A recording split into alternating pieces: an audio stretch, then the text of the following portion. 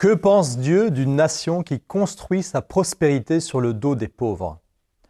Le prophète Amos s'est enflammé avec des paroles de jugement contre la classe dirigeante du royaume d'Israël, qui profitait d'une vie abondante et luxurieuse, alors que les pauvres et les opprimés du pays étaient écrasés.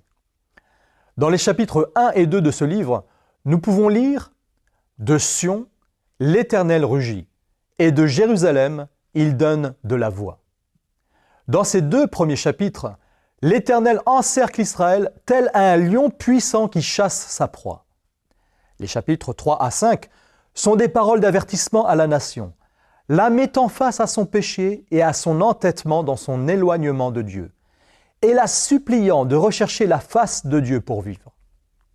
Les chapitres 6 à 9 dépeignent le proche jugement de Dieu sur Israël comme une inévitable réalité malgré les prières d'Amos en faveur de son peuple.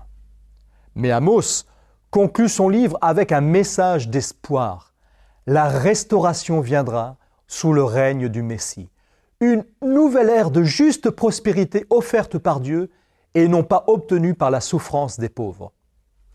Je les planterai sur leur terre et ils ne seront plus arrachés à la terre que je leur ai donnée, dit l'Éternel ton Dieu.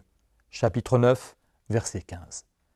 Dieu est en effet un Dieu de justice, rugissant comme un lion lorsqu'il est face à l'oppression, mais étendant toujours sa main compatissante sur ceux qui cherchent l'Éternel afin qu'ils vivent.